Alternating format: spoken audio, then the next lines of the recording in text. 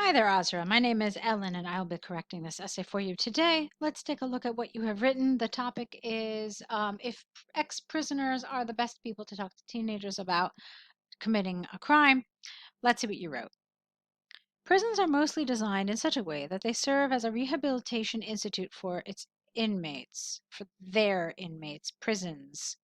Their inmates, especially juvenile detention centers. The prisoners get to experience living in a society under controlled environment. However, there are exceptions to it. Some hardcore prisons, like the Ecuador prison, is inhabited by most dangerous criminals one can think of.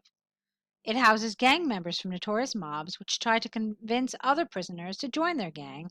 This is counterproductive, and when these convicts are released, they join their respective gangs and get into crimes that are more serious. Then there are sex offenders. The nature of this crime is such that mostly the offender eventually commits it again due to the dopamine rush they experience. I strongly believe that unless such criminals are given proper treatments from a certified psychiatrist, they will recommit. Therefore, I do not agree at all when released. These prisoners will serve the society in a good way. In fact, after serving a long sentence, most inmates do not know how to function in the outside world anymore. They are not equipped with the right skill set to fetch themselves an honorable living, which ultimately leads them to commit a crime for money. Based on the reasons above, I do not agree that these convicts talking with teenagers is a good idea. Teenagers can learn by observing too, by seeing the harsh sentence prisoner has to serve and how it destroys their life is sufficient lesson.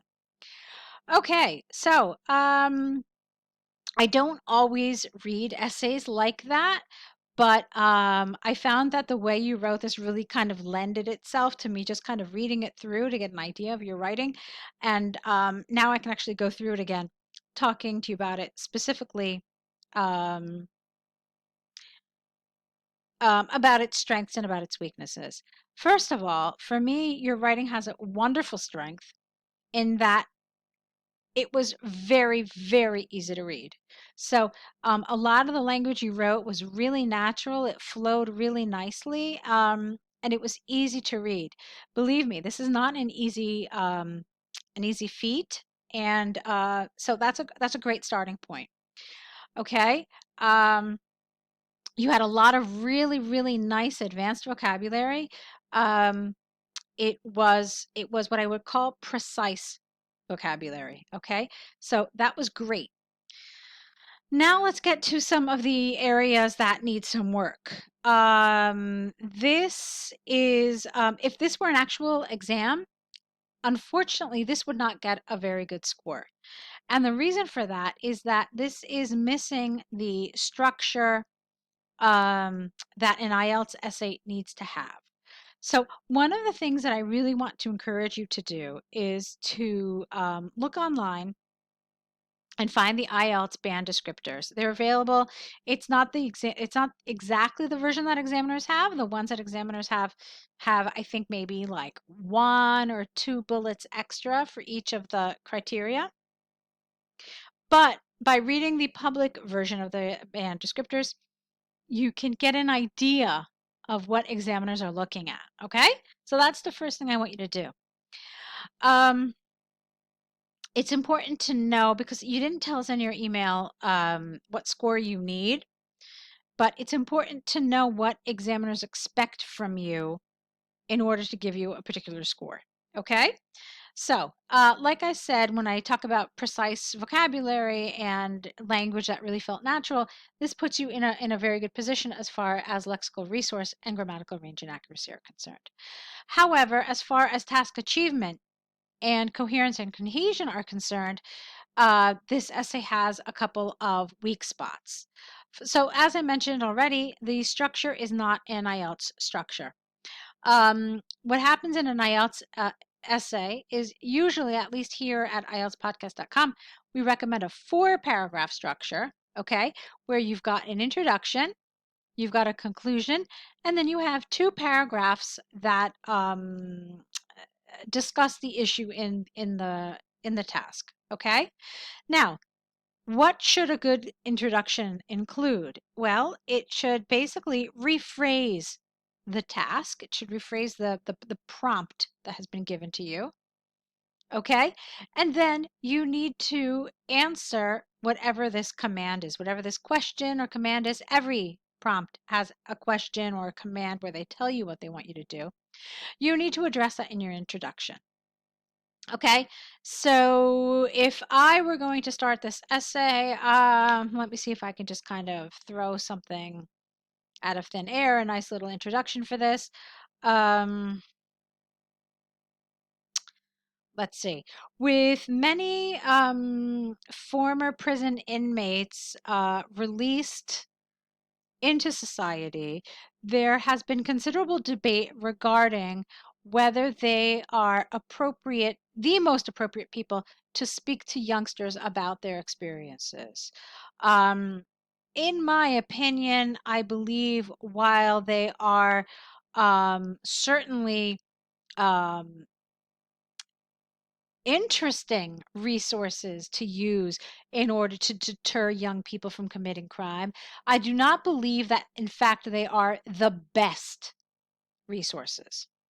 Okay, so that's how I would do this. You can see that my first sentence kind of laid out the groundwork, and then in the second sentence, I pretty much expressed to you what I thought, that, okay, yeah, they might be interesting to have kind of as a supplement, but I certainly wouldn't want to rely on just former prisoners as the only or the best people to kind of help me deter young people from crime. Okay, so that's how I would do it. And then I would organize my two body paragraphs.